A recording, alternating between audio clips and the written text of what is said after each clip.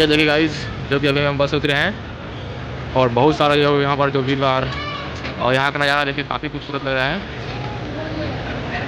देखिए, वाहेगुरु जी का खालसा वाहेगुरु फतेह। ये जो और आगे चलते हैं, आगे देखते हैं और आगे क्या है गाइस।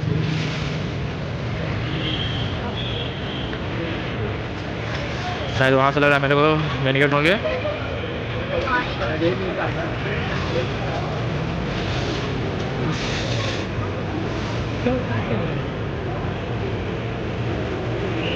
और जो कि ये देखिए गाइस, यहाँ यहीं से मेन गेट की एंट्री होती है और काफ़ी सारे भीड़ हैं यहाँ पर। और देखिए ये देखिए गाइस, बहुत सारा गार्ड और थोड़ा सा ये अंदर का नज़ारा है।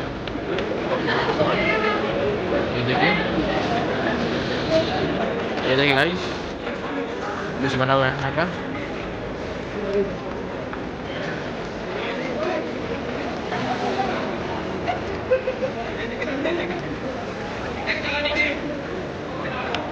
यहाँ से जाने का रास्ता जो आपको दिख रहे होंगे वही जो ये देखिए जो जूम करके दिखा रहा हूँ मैं, वही रास्ता है। ऐसे रास्ता यहाँ से ये देखिए, देखो हम लोग प्रयोग कर रहे हैं।